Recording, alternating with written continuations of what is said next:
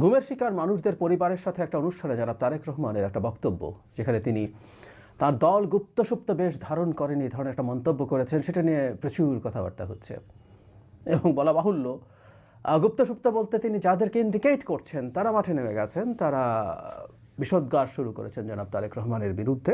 স্বাভাবিকভাবেই তারা এটা করবেন, করার কথাই, তাদেরকে আমরা চিনি। তারা কি করেন, কিভাবে রিয়্যাক্ট করেন, এগুলো আমাদের খুবই জানা ব্যাপার। আমরা এই ব্যাপারটা নিয়ে একটু কথা বলতে চাই, এবং তার চাইতেও জরুরি ব্যাপার, সেটা আমি জনাব তারেক রহমান আশা করি এই ব্যাপারে সচেতন আছেন। এই যে গুপ্তসুপ্ত, এরা বিএনপির ভেতরেও প্রচুর পরিমাণে আছে বলে আমি বিশ্বাস করি। আমি অনেকদিন থেকে বলছি, এবং তার দল এই ব্যাপারে কতটা সতর্ক সেটা নিয়ে কথা বলতে চাই। তিনি আসলে কি বলেছিলেন সেটা একটু পড়ি। তিনি বলছেন, বিএনপির আপসহীন ভূমিকার কারণে ষড়যন্ত্র কিংবা অপপ্রচার চালিয়ে এই দলকে দমিয়ে রাখা সম্ভব হবে না। তিনি বলছেন, কোট আনকোট করছি, দেড় দশকের বেশি সময় ধরে ফ্যাসিবাদ বিরোধী আন্দোলনের তীব্রতা কখনো কখনো হয়তো কিছুটা স্তিমিত হয়েছে, কিংবা আন্দোলন কখনো তুঙ্গে উঠেছে, এবং এই আন্দোলন করতে গিয়ে বছরের পর বছর ধরে অসংখ্য গুম, খুন, অপহরণ, মিথ্যা মামলার হয়রানি নির্যাতনের পরও বিএনপির একজন নেতাকর্মীও রাজপথ ছাড়েনি। একই পরিবারের এক ভাই গুম হয়েছে, আরেক ভাই তার জায়গায় পরের দিন রাজপথে আন্দোলনকে আরও তীব্রতর করার প্রতিজ্ঞায় শপথ নিয়ে দাঁড়িয়ে গিয়েছে। কৌশলের নামে, এই জায়গায় এটাই সেই বাক্য, কৌশলের নামে গুপ্ত কিংবা সুপ্ত বেশ ধারণ করেনি বিএনপির কর্মীরা। গুপ্ত বা সুপ্ত হওয়া বলতে যেটা ইন্ডিকেট করা হয় সেটা খুব ইম্পর্ট্যান্ট। সেটা হচ্ছে, গুপ্ত বা সুপ্ত কেউ হতে পারে প্রচুর টর্চারের মধ্যে গিয়ে, কিন্তু গুপ্ত সুপ্ত হয়ে জামাত বা শিবির যা করেছে এটা ন্যাক্কারজনক, এটা নিন্দনীয়। এটা নিয়ে ইনফ্যাক্ট আমরা অনেক আগে থেকে কথা বলছি। বিএনপি গত 15 বছর শেষ দিন পর্যন্ত, শুরু থেকে শেষ দিন পর্যন্ত লড়াই করে গেছে। আমি প্রায় বলি, সরকার বিরোধী আন্দোলনে জামাতের আসলে তেমন একটা গুরুত্ব ছিল না। শেষে গণঅভ্যুত্থানে তাদের কিছুটা ভূমিকা আছে, সেটা দিয়েই তারা এখন অনেক কিছু পেয়ে যাবে বলে আলাপ তুলছে, কিন্তু আসলে তাদের খুব বড় ভূমিকা ছিল না। আই রিপিট দ্যাট, 13-14 ওই যখন যুদ্ধাপরাধ বা মানবতা বিরোধী অপরাধের বিচারের কাজ শুরু হয়, যখন জামাতের সর্বোচ্চ নেতাদেরকে বিচারের আওতায় আনা হয়, এই বিচারের প্রসেসটা নিশ্চিতভাবে প্রহসনমূলক ছিল, কিন্তু তারা এইসব অপরাধ করেননি সেটা আমি বিশ্বাস করি না। এদের অনেকের বিরুদ্ধেই খুবই বিশ্বাসযোগ্য অভিযোগ ছিল, যেগুলো এই প্রসিডিউরাল ভুলের কারণে এখন তারা এই গলাবাজি করতে পারছেন। যাই হোক, তাদের যখন ফাঁসির মুখোমুখি তখন তারা খুবই আন্দোলনে ছিলেন। এটা 14 সালের নির্বাচনের আগে এবং এরপরে 15 সালেও যখন হয়েছিল, যখন তাদের ফাঁসি হয়ে গেল, এরপর আসলে জামায়াত আর মাঠে ছিল না, তারা তখন গুপ্তসুপ্ত হয়ে গেছে। এই যে বলছি গুপ্তসুপ্ত হয়ে গেছে, এটাও একটা রকম হতে পারত। মানে কেউ যখন দেখছেন যে আমি নামে রাজনীতি করতে পারছি না, বা জামাত শিবির নাম তুললেই যে কোনো কিছু করে ফেলা যায়, ইয়েস, ওই পরিস্থিতি তৈরি করা হয়েছিল, তো তখন কেউ একজন, এটা হতে পারতো যে তিনি মানে রাজনীতি করছেন না, অন্তত কোনো শিবির নামে কোনো রাজনীতি করছেন না, জামায়াত নামে করছেন না, তিনি অন্য কোনো সংগঠনের নামে তিনি আসছেন, সেটাও হতে পারতো। একটা সংগঠন যখন প্রচণ্ড রকম টর্চার হয়, সেটা হওয়া সম্ভব ছিল।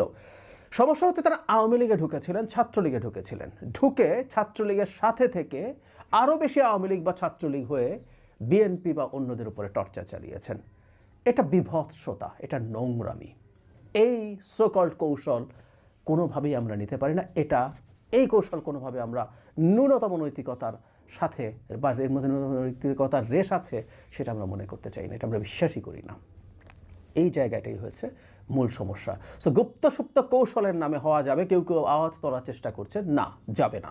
আওয়ামী লীগ ছাত্রলীগ হওয়া যাবে না, কারণ আওয়ামী লীগ ছাত্রলীগ না হয়েও অনেকেই টিকে থাকতে পেরেছিল। হ্যাঁ, ছাত্রদল সে সাহস দেখিয়েছে, সেটার মাসুল বিভিন্ন ছাত্র সংগঠন নির্বাচনেও দেখিয়েছে, কারণ তারা যখন ছাত্রদল নামে নির্বাচন করতে গেছে, তাদেরকে ক্যাম্পাস থেকে এলিমিনেট করে ফেলা হয়েছে, কিন্তু সে তার জায়গা থেকে সরে আসেনি। আমি এটাকে খুবই গুরুত্বপূর্ণ মনে করি, কারণ জামায়াতের এই যে নিজকে লুকিয়ে ফেলে গুপ্ত বা সুপ্ত হওয়ার প্রবণতা আমাদের রাজনীতিতে এক বিভৎস সংকট তৈরি করেছে। যেটার কথা বলছিলাম, জনাব তারেক রহমান কি তার দলের ব্যাপারে সতর্ক?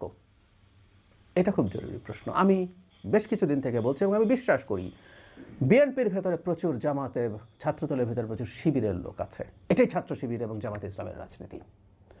ফলে তিনি হয়তো টেরও পাচ্ছেন না কারা জামাত কারা শিবির। তাকে এটা খুব দ্রুত, অন্তত এখন হয়তো অতটা মনোযোগ দেওয়ার সময় নেই, কারণ এখন তিনি নির্বাচনী প্রচারণা নিয়ে ব্যস্ত হয়ে যাবেন। তার যেটা জরুরি সেটা হচ্ছে তাকে এদেরকে খুঁজে বের করতে হবে নির্বাচনের পরপর।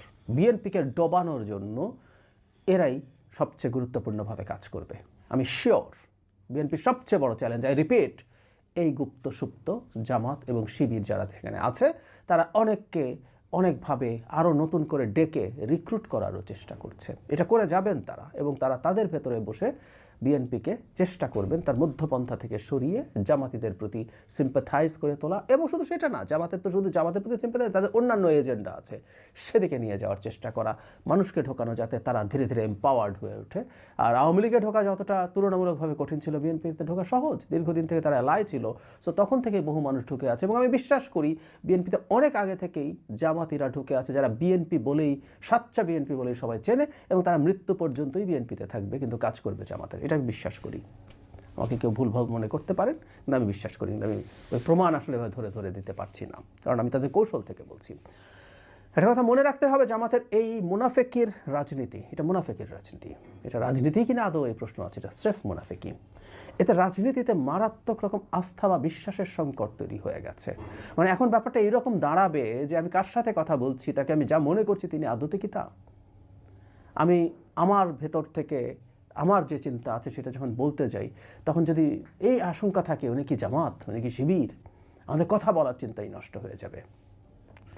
শুধু এইভাবে না, আরও মানে ছাত্রলীগ আওয়ামী লীগের মধ্যে না, এর বাইরেও তারা বিভিন্ন জায়গায় বিভিন্নভাবে বিভিন্ন রকমভাবে নিজকে ডিসগাইজ করে কাজ করে গেছেন। এই ট্রাস্টের সংকটটা তৈরি হয়ে গেল। আমি গুপ্তসুপ্ত রাজনীতিকে ঘৃণা করি আসলে এই কারণে, কারণ এটা আমাদের ন্যূনতম আস্থার জায়গাটা নষ্ট করেছে। কেউ যে আওয়ামী লীগ করুক, বিএনপি করুক, জামায়াত করুক, শিবির করুক, সে তার পরিচয় যখন করে, আমি যখন তাকে চিনি, তখন তার সাথে এনগেজ করা, তাকে প্রয়োজনে তার সাথে ফাইট করা অনেক সহজ হয়ে যায়। কিন্তু তখন যখন তাকে চেনা যায় না, তখন এটা বিপদ তৈরি করে। আমি এই আস্থাটা নষ্ট করার জন্য তাদের এই গুপ্তসুপ্ত রাজনীতিকে দায়ী করি। তারা দীর্ঘকালীন, তাদের ইতিহাস আছে, তারা অনেক সময় নিষিদ্ধ ছিল, তাই তাদের গুপ্তসুপ্ত থাকতে হয়েছে। বাট আই রিপিট, আপনি শত্রুর জায়গায় গিয়ে শত্রুর হয়ে আবার আপনি শত্রু মানে যারা প্রকৃত অর্থে লড়াইতে আছে, বিএনপি জামাত, মানে বিএনপি এবং তার অঙ্গ সংগঠনের বিরুদ্ধে জামাত বা ছাত্র শিবির চড়া হয়েছে ছাত্রলীগ বা আওয়ামী লীগের হয়ে, এটা বিভৎসতা, এটা বর্বরতা, এটা কোনোভাবেই মেনে নেওয়া যায় না।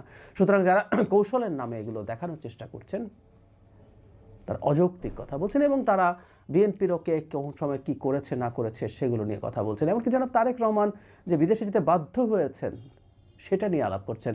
একটা মানুষকে অকল্পনীয় রকম টর্চার করে তাকে জোর করে বিদেশে পাঠিয়ে দেওয়া হয়েছে, সেটাকে তুলনা করছেন এই গুপ্তসুপ্ত হওয়ার সাথে। মানে খুবই হাস্যকর। এর মাধ্যমেই আমরা বুঝতে পারি আসলে তাদের মানসিকতাটা কি।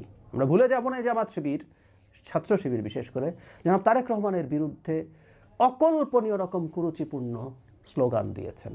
বাংলাদেশের রাজনীতির ইতিহাসে যেটা কেউ কখনো করেনি, এত নোংরামো কেউ কখনো করেনি, তারা করছেন।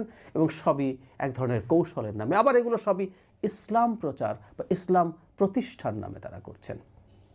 বটম লাইন, নির্বাচনের জাস্ট পরপরই জনাব তারেক রহমানের অন্যতম প্রধান কাজ হবে, রাষ্ট্রের ক্ষেত্রে তো তার গুরুত্বপূর্ণ কাজ, আমি ওনাকে প্রধানমন্ত্রী ধরেই কথা বলছি, আমি যদি কিন্তু রাখছি না, খুবই গুরুত্বপূর্ণ চ্যালেঞ্জ তার সামনে আছে রাষ্ট্র পরিচালনায়, সেগুলো তো তিনি খুব মন দিয়ে করবেনই।